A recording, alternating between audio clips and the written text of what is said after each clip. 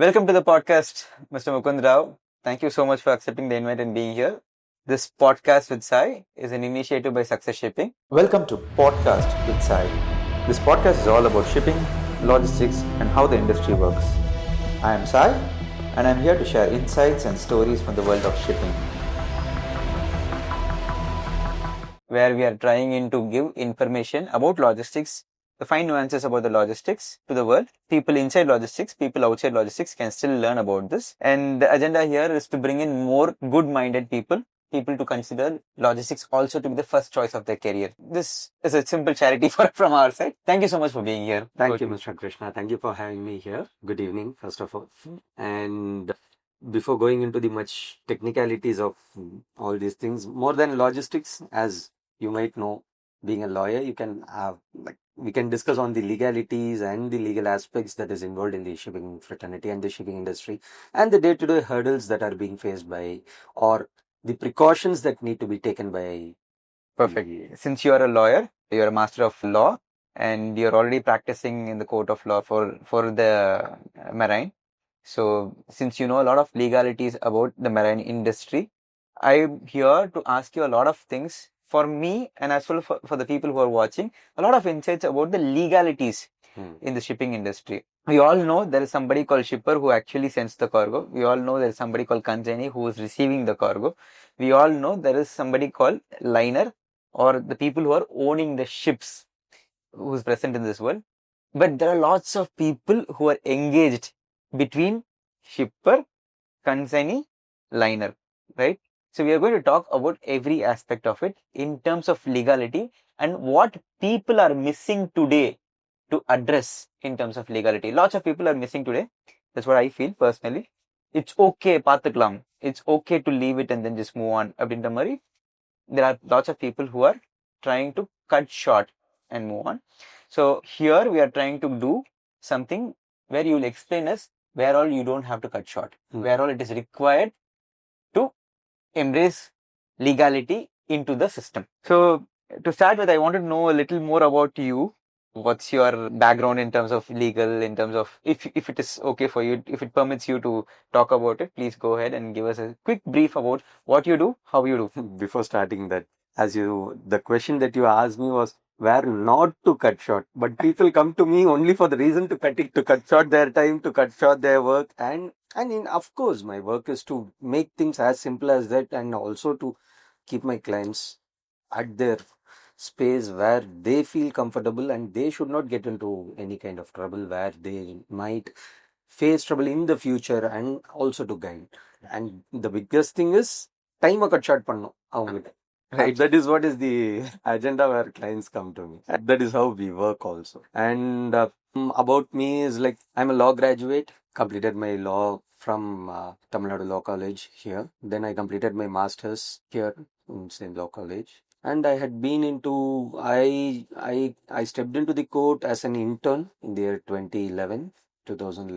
I enrolled myself and I'm into this. And the day I got enrolled, in 2014, I can say immediately I had a vessel arrest. So Okay. the very first vessel that was arrested here in Chattopadhyay and also in Chennai, and it was my very first arrest, and I had not even become a permanent member at the bar. I was only a temporary, and I had to give my exams for my bar exam, which was introduced during my period of time where we pass out of the college. And the moment I entered into this fraternity, I could sense that at that point of time, there was no enactment of any kind of specific law for maritime or admiralty, whatever the terms are, both one and the same, maritime or admiralty. There was no specific laws at that time before 2014 or until 2017. In fact, we were following all the colonial British laws until 2017. Up to 2017. Up to 2017.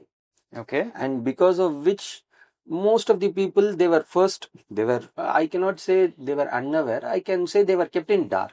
More than being aware, they were kept in dark because there was no specific law that was enacted. They cannot go and search for anything. They cannot Google anything. They cannot find a book in the bookstore with respect to this. For anything, we have to rely only on the British laws. Oh, is it even today? No.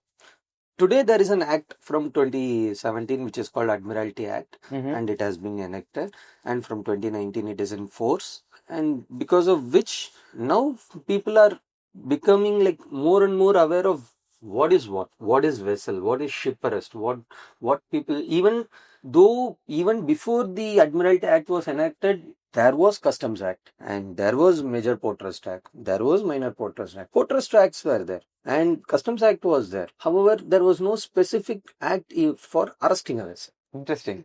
And it was only in 2017 that got enacted. So that's your career started with a big jolt. Yeah. Not everybody Fresh gets that. enactment, fresh law, and though it followed whatever the enactment also has the background from the, and also the, even before the enactment of the act, the basic Bible for us was a judgment that was given by the Supreme Court in 1999. It is called MVL Sabat's case. That was the Bible for us.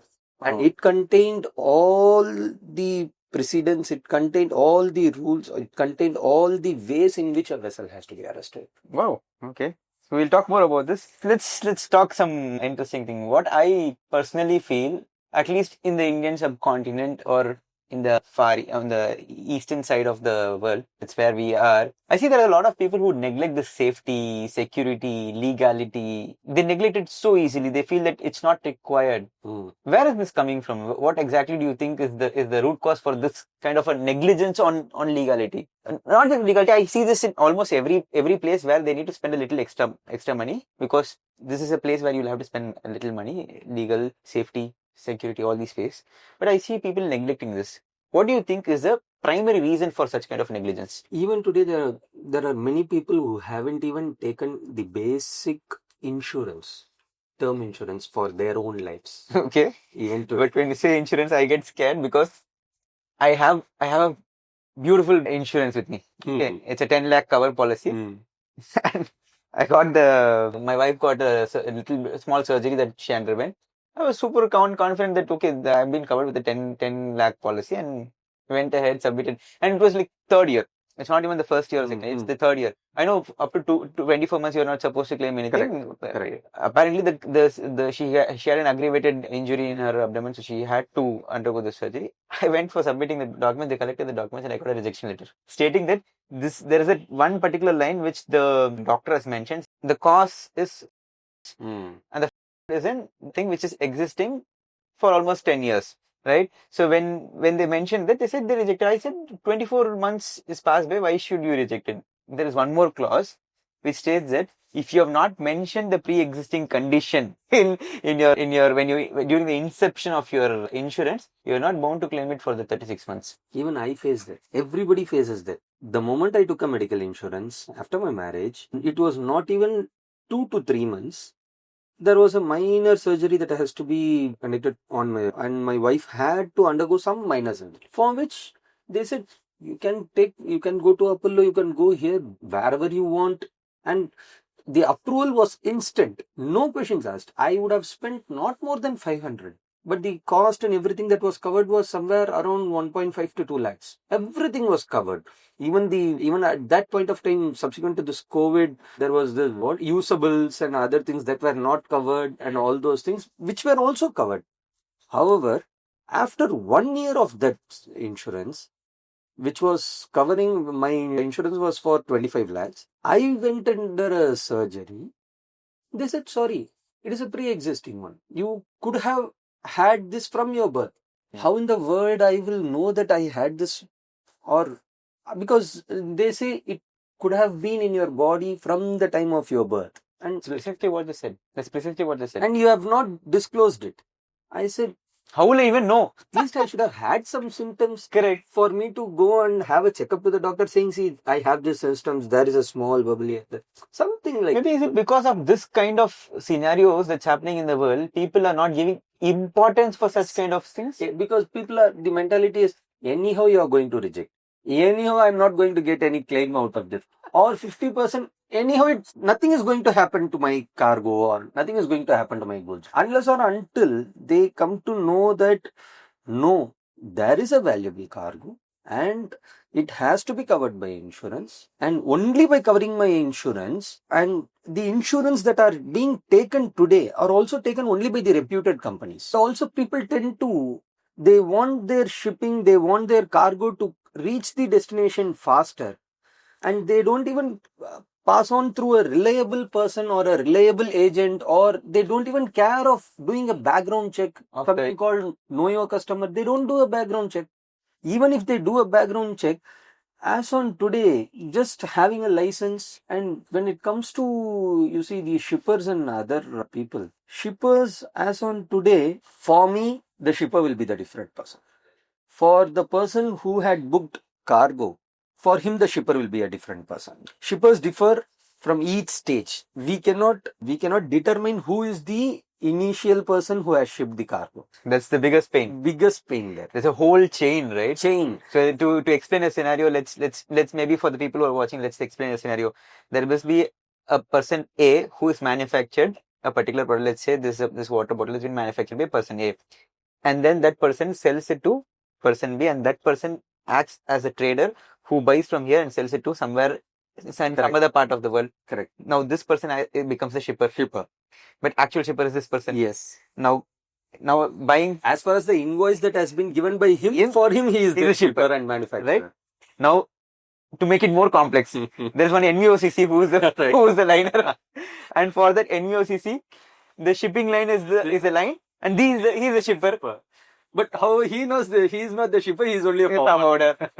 Oh my God. That is how chain. Crazy chain, right? That is how chain works. And also in shipping, and the biggest thing is, we will not be able to trace back to the first shipper who had done that. Tracing back should have the link of documents. There will be a missing document in the link in the chain, where you will not be able to even catch up who is the person who has done that. Is it because deliberate isolation, people want to deliberately cut it off? Not like that, but or the times it is deliberate, or the system does not enforce. It is not the system does not enforce. It is with respect to this transaction, for him the transaction ends here, because he gets the money. I had received my part. I got the money. I am leaving. I am walking off. I don't want to do anything.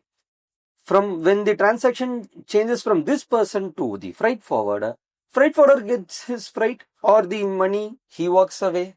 He says, sorry boss, I had paid you, you have to take care of it.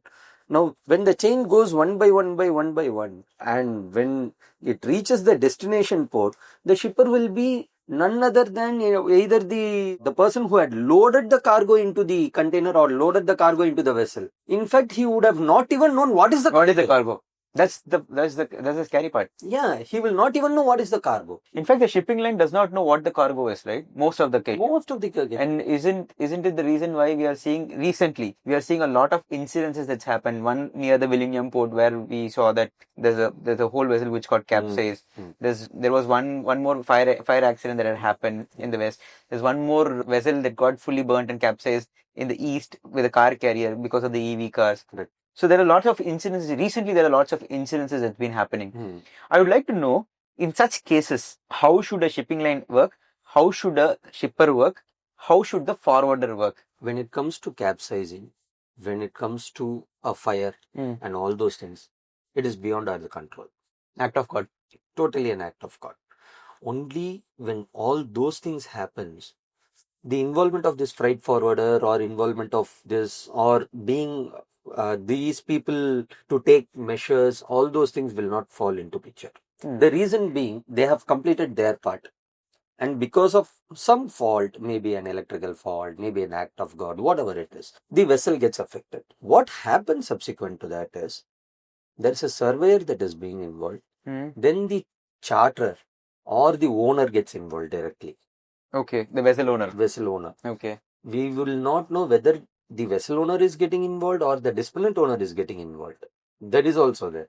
That is also changed. Now that's the funny part. What is disponent owner? What is I honestly, to be honest with you, not many knows about these kind of terminology in shipping. Okay. With all due respect, I'm also from the logistics field, but I'm telling you, not many know what is disponent owner, what is the actual owner.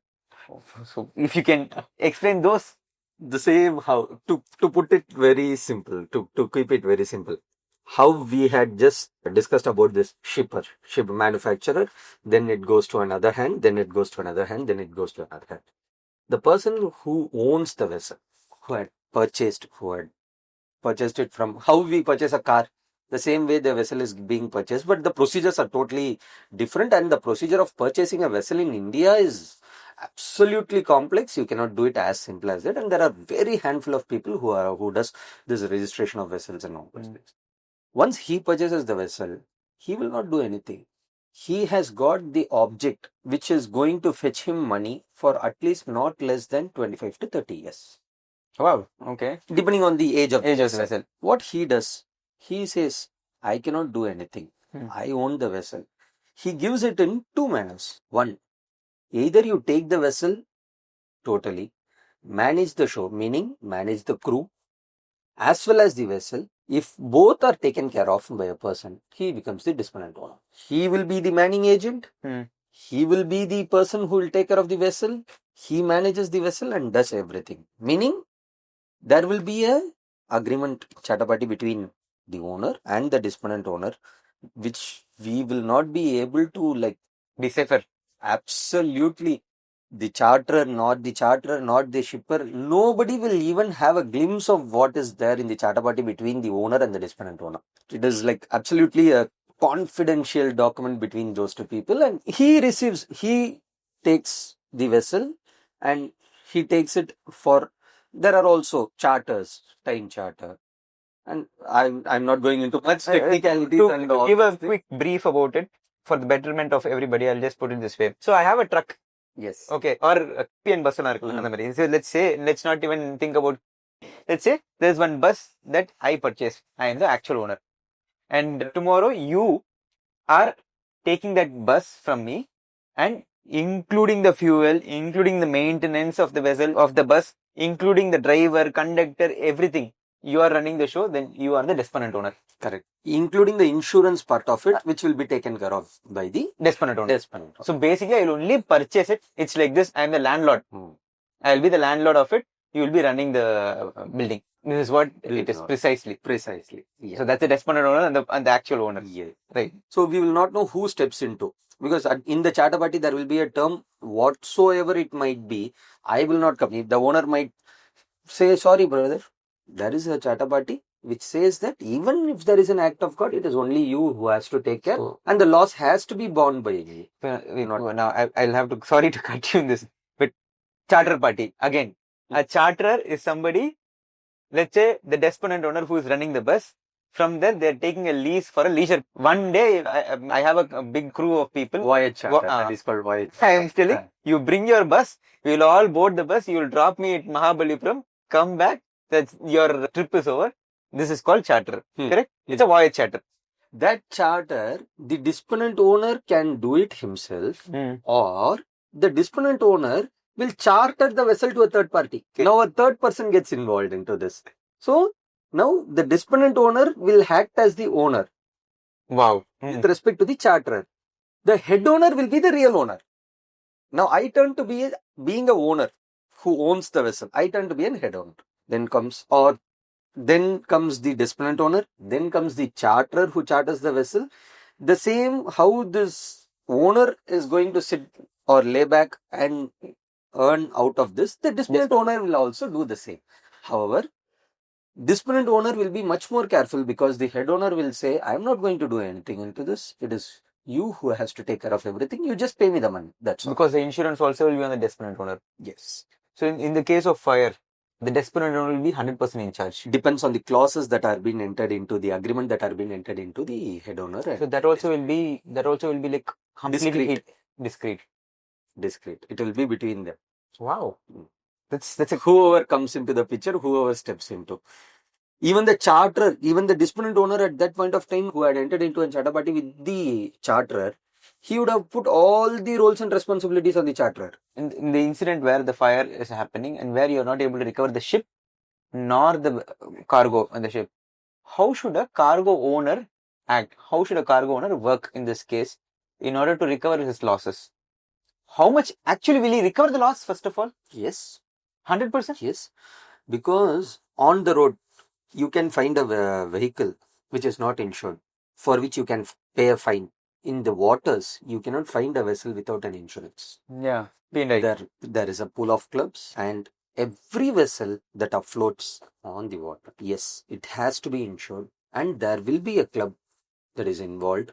The vessel, every time when it reaches any destination, there will be a correspondent for the club, because the vessel will report everything directly to the owner or the disponent owner or whoever is in charge, and with a copy to the club. The club, which is nothing but an insurance company, because club, it is in the terminology of shipping. Admiralty. In a normal thing, it is an insurance company. Insurance company will have a tap on the vessel every time. It is not like riding a bike or taking travels. Insurance company will not know where you are going to take the vessel. Insurance company will not know anything. But here, insurance company will be informed of everything. So in shipping, to cut it short, in shipping, insurance plays a major role. Very big role. There is a Marine Insurance Act, and very big role it plays. There is an P&I, and in every country there are correspondents for the P&I clubs. In every destination or in every port, there will be a correspondent, or at least a correspondent to look after 4 to 5 ports. And Wow. the P&I club, the moment the vessel capsizes or there is a fire or some mishappening that happens, the club will step into first. To answer your question precisely, what general procedure, there is a terminology called in legal general average, which nowhere it is available. And this general average has come from, I can say, from the colonial period, or much before the colonial period, or much from the time of Alexander period, or it dates back to centuries, because shipping was the first mode of transport, and until the ocean dries, shipping is not going to die. Absolutely. No doubt. And there are, I cannot say millions, there are billions of people who are living with this Based on the field of shipping. Yeah, true. Across the world. True. And we would have seen in this COVID, the moment there was the vessel could not travel from one country to other country, or the cargoes cannot be shipped. What happened? Entire world stopped. In COVID, one good blessing was, at least for me, I was not even one day at home. Shipping was classified as the emergency service, and I was issued, in fact, the entire company, entire organization, Success Shipping as such, as a whole, we had the e-passes because we were classified as emergency. And March 19th is when the COVID lockdown happened. I think March 23rd, 22nd or 23rd, we had the first ship. We handled it. Of course, with less number of people, with lots of precautions, it was a chaos because the very initial, there were lots of regulations that were supposed to be followed by us. It was a whole bunch of, I remember that. And during COVID, lots of vessels also did not come. It was less. The manufacturing was gone. There was no shipper. It was a standstill. It was absolute a standstill. To fall back to your answer to the question that you asked. So, some mishappenings, P&I club will be the first person. The head owner will not step in. The charterer will not step in. Nobody will come. The club will be the first person to step into. And the club will immediately appoint a surveyor. The club will inform. The club will be the person corresponding with the government or the port or the head owner and everything. He will be the core, the club. And surveyor will be appointed. Surveyor will survey what is the loss that has been caused. Losses, sir. Losses. With respect to the loss that has caused to the environment, that is totally different. Oh, wow. That's a different topic. Totally a different topic, which will take at least a day for us to discuss. Stick on to your question, what will happen to the owners of the cargoes? What will happen? Each will have a value. Every cargo has a value, depending on whether it is a bulk or the container thing. So, when happens, they will take everything into consideration. The whole cargo, assuming there are 100 cargoes. Each cargo cost 1 rupee. Put everything together. So bring an average. There is a general average assessor. There is a person in the clubs who does this general average. So you mean to say it will also consider the vessel's cost, the containers cost, everything put together. I've seen a few European organizations put something called legal fees, which you were also talking about when you entered. I've seen that personally as well. Why is that not happening across the world, only in Europe? And do you think that this can impact, or this can start happening across the world? Is it good? Is it bad? Why is it not happening? Good for us. Of course. Yeah, it's good for you. But why somebody is not? Something emerging, that is. It is emerging, and we cannot, as on today, even when you see today in India, people buying properties. Let me keep it very simple. People buying properties. Out of 100 people, only 30% go to a legal lawyer. True. Give all those documents, do their due diligence, Pay that legal fee. pay the legal fees, and remaining 70%, they turn to be their own lawyers. They will see, okay, what is the document? Okay, this is the title deed. Whether the name of this person reflects here, good. Where is the revenue document? Where is the patta? Okay, this reflects here, good. So he is the owner. He says he is the owner. They will not even know whether he is the real owner or only the name matches. They will not know anything. Okay. When this is the case here, still for those legal costs to come into India, which is being actually the legal costs, that what they do is they add a very small fee in their invoices and other things. Correct. And it is very, very slowly emerging, and their mentality is different. Mentality is totally different. Westernization and Easternization. Westernization, they are like, when an insurance is mandatory for them, and when there is an insurance, they are like, I am free. Insurance company will take care of everything. And their disclaimer, star, double star, triple star, all those things Never happens. there. Never happens. Here, there, how many stars we do not know. We have to count the stars here. I assume the insurance organization have a separate team only to reject the claims. Yes, of course, yes. And those standard forms of what you say, the disclaimers will be in an ant-sized font, Fine print, which we won't be able to even literally go through even before signing it. There are like a whole bunch of documents that they give. Honestly, I don't think we'll be able to read it. It's not something that somebody can humanly read. And Supreme Court has heavily come down on all those things, saying that you cannot have an agreement between a lion and a goat. Okay. Supreme Court has heavily come down on these people. The Supreme Court has rejected many appeals filed by the insurance companies, saying this is nothing but a dotted line contract. You cannot just like that reject it. You will have whatsoever, you will have 100 pages. And do you give him a time to even go through all those 100 pages? Even assuming he goes through all those 100 pages, being a layman, do you think he will understand what is written in that? However, there is a specific exception only for commercial contracts. Okay. I am saying, when you are into commerce, you are not a layman. You are a business person. So you are supposed to know it. You are supposed to know it.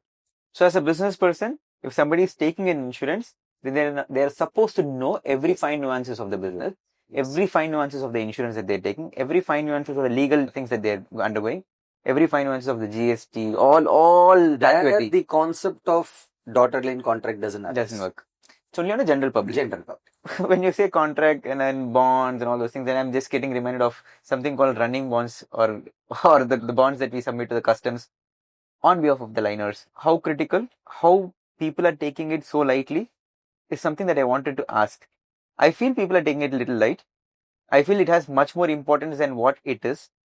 What is the significance of those running bonds? Why is it required?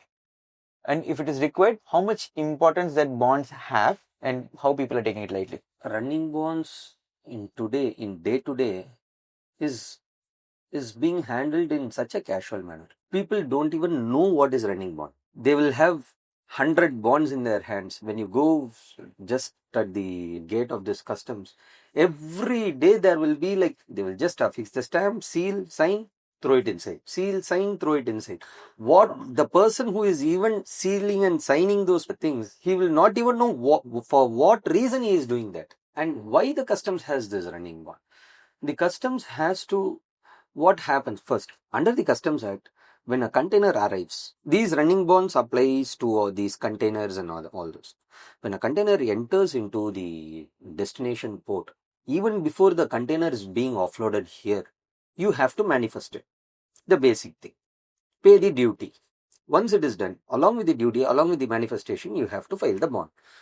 The reason for filing the bond is, see, this container that is being offloaded here will reach back to the very same port within a specific period of time, because the containers, they are easily movable.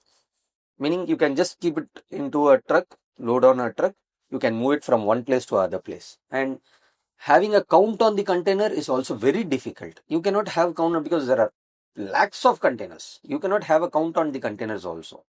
That is the reason there is something called bonds, where the moment you submit the bond, you say the vessel, the container has come offloaded, the vessel is in this warehouse.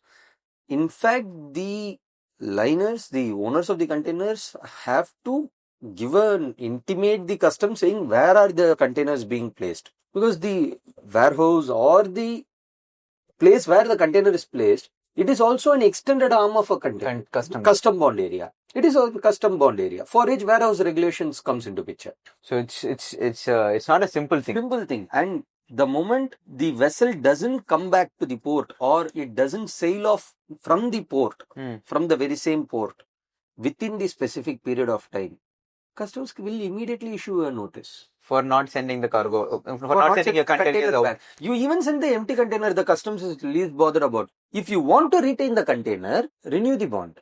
So, to put it simple, this is a document. It's a very important legal document that you are binding yourself as an agent.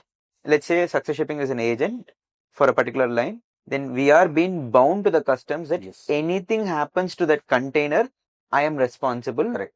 And up to a certain limitation. So customs, if required, they can execute the bond and take money from where? From your account, which is being linked.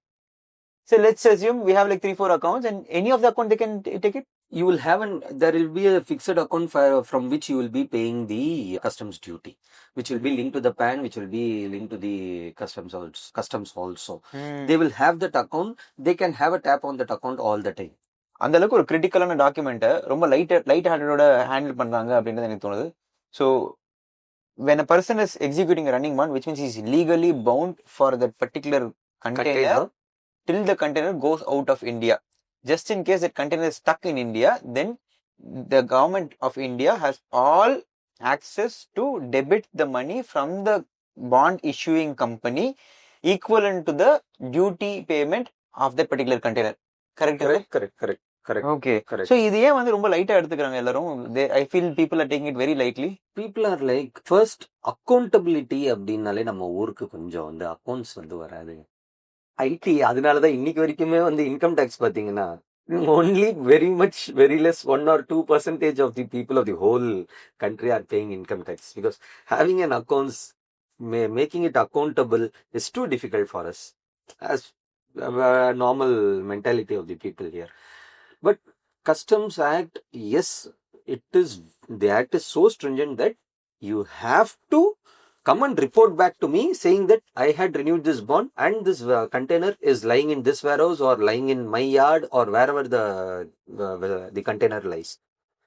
Subsequently, the moment the container doesn't leave, customs will step into, shoot out a notice to the owner, the liner. The liner will pull in the agent immediately and ask him a question. See, I had given you the container. What are you doing? Without even renewing the bond. If the bond is not renewed, he loses the money. One aspect. Second aspect, this is much more interesting. Assume that the container has left.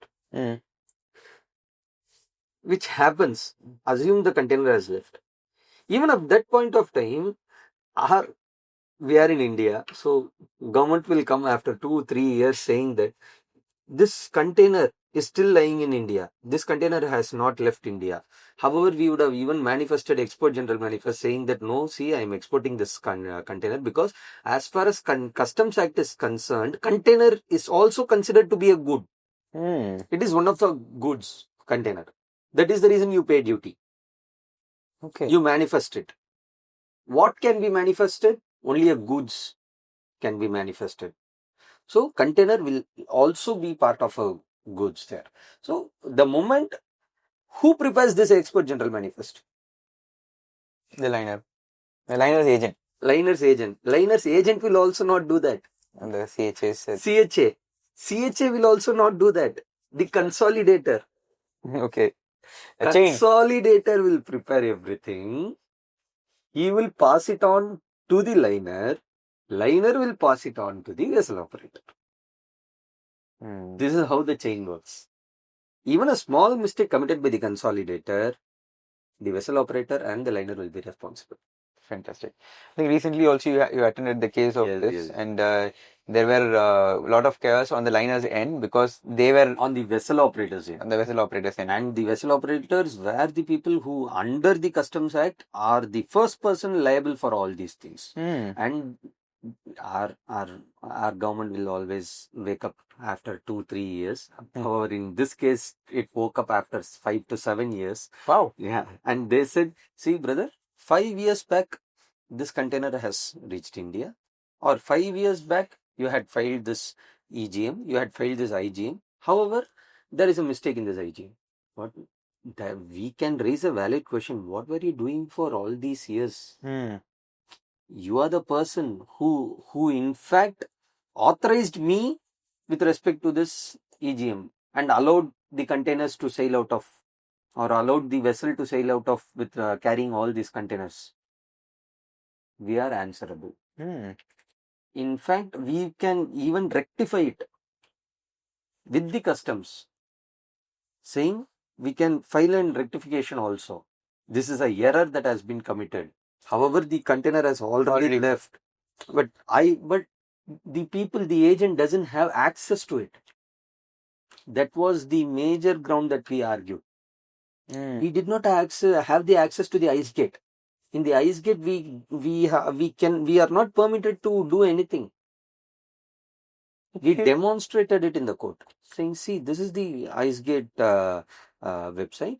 You are unable to do anything. Once it is filed, it is filed. Wow. And even the Customs Act gives us a provision to amend it, to correct it, to come. When there are human errors, are human errors.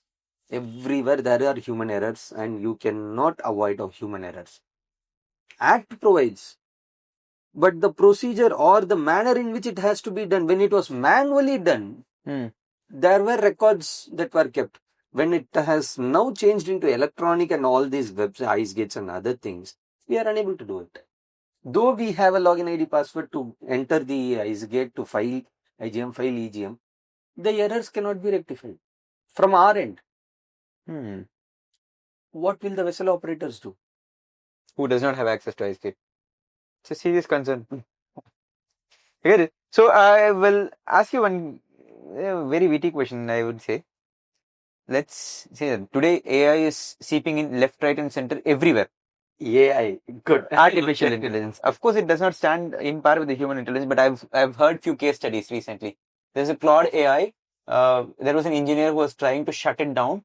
Meaning he gave like 3-4 steps, and after that he said, shut down yourself. But then the Claude AI read the command.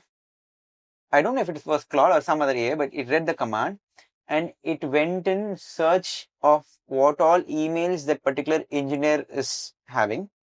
It tried to figure out what all he is doing. He fetched his personal data and identified that he had an affair.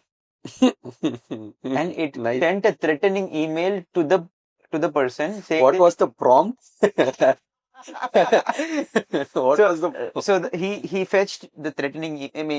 It sent a threatening email to the engineer that if he is going to shut down, if you're going to shut me down, I'm going to expose this to the world. This is the level of AI. This is the level of threat that we will be facing soon. Because there's no governing authority, government cannot act. Not just Indian government. Any government cannot act at this pace of which the AI is getting advanced today.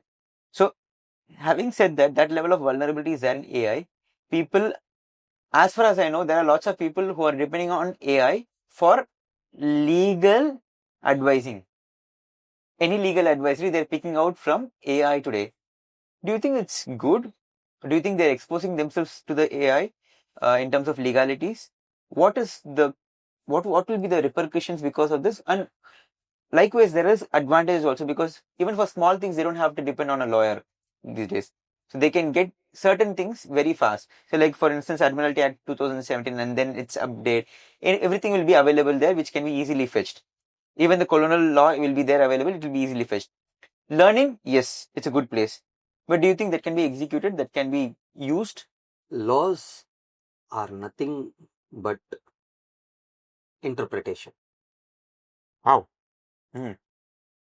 You cannot just read a clause or read whatever it is written in a section, in a provision of law, and think it is A, B, C, D. So you mean to say a particular clause is there, when you read it, it's going to be something else. When I read it, I can still think something else.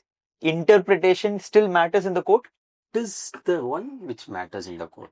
Oh. Because as lawyers, before reading such provision or before reading a section or before reading an act, what we will do is we will go into the preamble of the act. There would have been a discussion. There would have been a law commission. The purpose of this act doesn't come like as such. The parliamentary procedure is different. There will be a commission that will be, in fact, drafting all these things. There will be a law commission. The law commission report, even the provision, there are many judgments from 1950 till today. The law will say A, B, C, D, E, F. However, the law commission report would have said, no, this should not be A, B, C, D, E, F. It should have been 1, 2, 3, 4, 5, 6. Though it is A, B, C, D, E, F, the court will interpret it and say, sorry, it is not A, B, C, D, E, F or 1, 2, 3, 4, 5. It is A1, B2, C3. Wow. So, which has to be taken for which fact of the case will that AI give it to the person who is just searching it online? Wow. This is a complete new thought process I'm getting into, because You cannot get it online. So you mean to say, on a serious note, if my interpretation is different, and then my understanding will become different.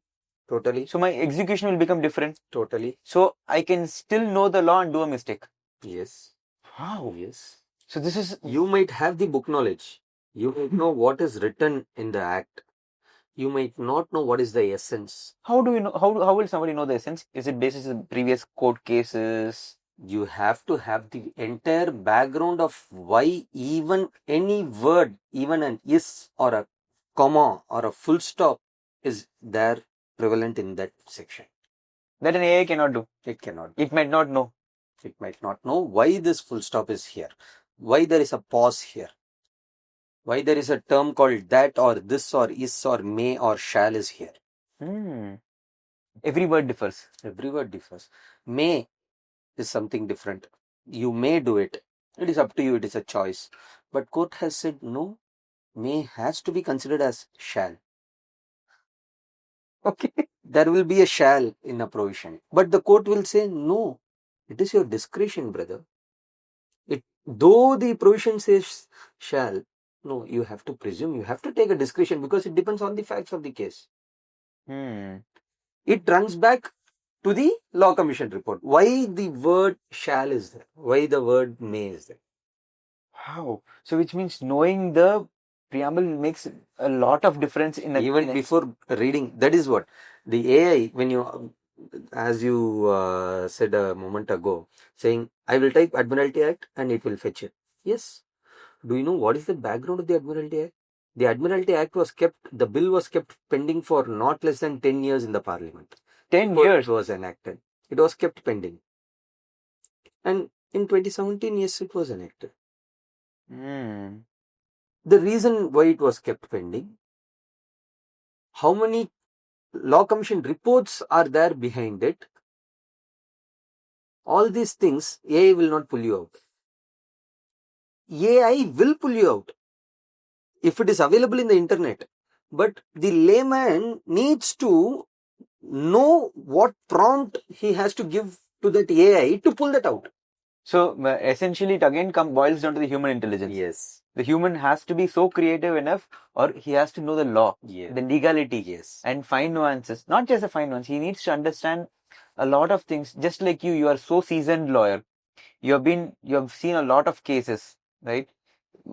As recently as you were talking about the EGM case, you were talking about cases fighting an insurance company fighting an insurance company. So a lot of things you have seen, which I don't think an AI will have. That AI has its own pros. Okay. Can you also embrace that? AI, in fact, today it has made things so easier. It has made things like I see many junior lawyers today. They draft the legal notice using AI. They draft a plaint using AI, which I'm afraid of, which I cannot do. I may not know. As on today, I'm much afraid of doing all those things because I cannot or I will not disclose what my client has said to the AI. Perfect. It's vulnerable. I will not disclose it. That is a privileged relationship. I cannot give it as a prompt to the AI just for a paragraph for it to recite. I cannot do that. But many young lawyers don't have to open up your inner vest to just simply like a paracetamol tablet. Correct. Is that right? Correct. So that's how an AI is going to be in the world. And AI remembers everything. It is nothing like, okay, I gave you a prompt, you gave me an answer, erased, over. No, it will not. It is not. It is going to keep its RAM is going to be there or its ROM is going to be there until that AI is being disabled. It's that I'll tell you this that powerful. We were just talking about a bone broth soup yesterday. Casually in the family, we were just talking about a bone broth soup. And today morning, in my wife's phone, we are getting the bone broth soup's advertisement. Yeah. AI is super powerful. It's going to sneak into your pants without any doubt. Yes. But how much protection we are going to put on is something which is left to our discretion, correct?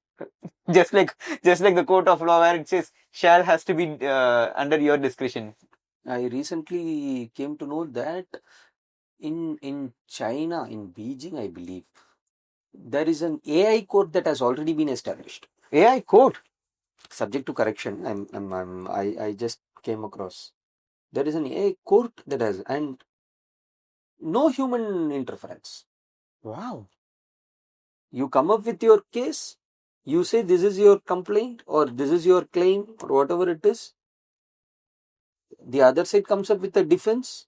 It just checks the checkpoint, whether your claim is perfect, whether this claim is being satisfied or countered properly by the defense, what the law says. Okay, this is the law. You won, he won. Whoever wins. Brilliant.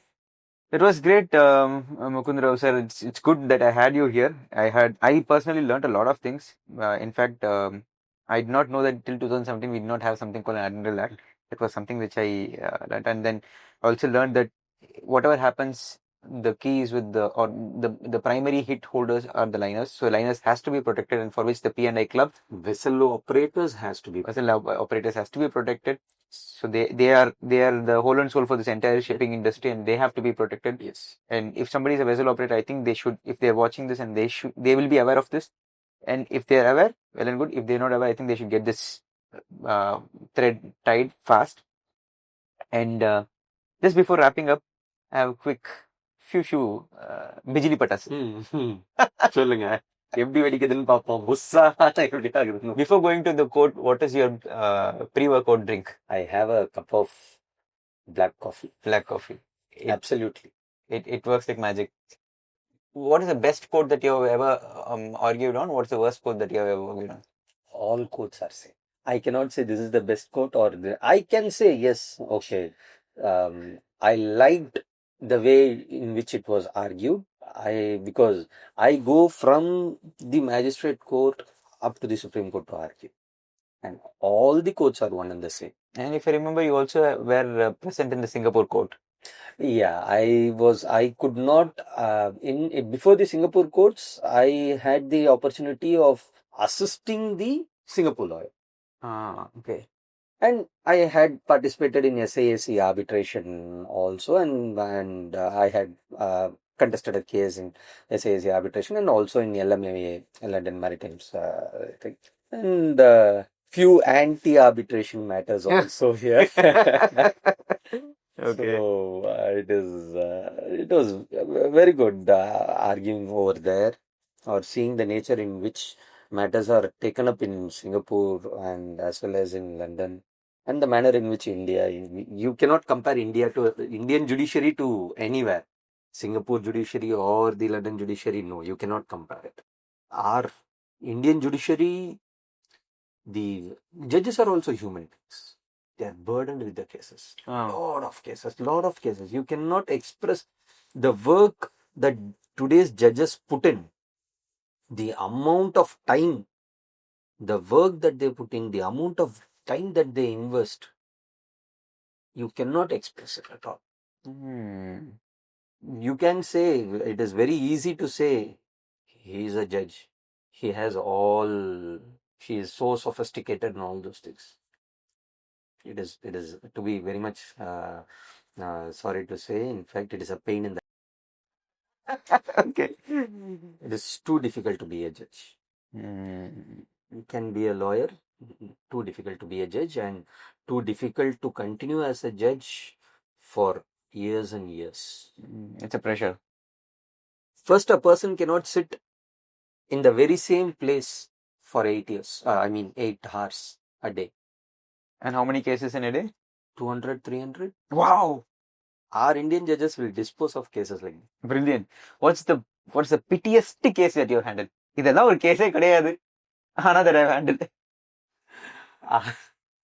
அப்படின்லாம் பாத்தீங்கன்னா அந்த கிளைண்ட்டுக்கு அது pitiable கேஸா இருக்காது, அந்த கிளைண்ட்டுக்கு அது ரொம்ப பெரிய கேஸா இருக்கும். அதை நான் இப்ப பிட்டியபிள் கேஸ்ன்னு சொல்ல முடியாதுல்ல. அந்த கிளைண்ட்டுக்கு இது பெரிய கேஸா, நம்மளுக்கு அது ஒரு கேஸ். அது பிட்டியபிள் கேஸ்ன்னு ஆகவே கூடாது. எந்த கேஸுமே பிட்டியபிள் கேஸ் கிடையாது. That's the same thing that we actually do. எங்களை பொறுத்த வரைக்கும் for us any cargo has to be handled in the same way, no without any discrepancy. அதுல வந்து நாங்க ரொம்ப கிளியரா இருப்போம்.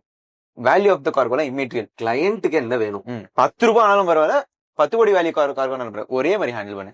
This is what we are doing. But yeah, you are right. நம்மளுக்கு அது டாக்டர் சொல்லுவாங்க, எனக்கு அது எல்லா குழந்தையும் பார்த்துட்டு உனக்கு தான் அது வந்து. So it's good.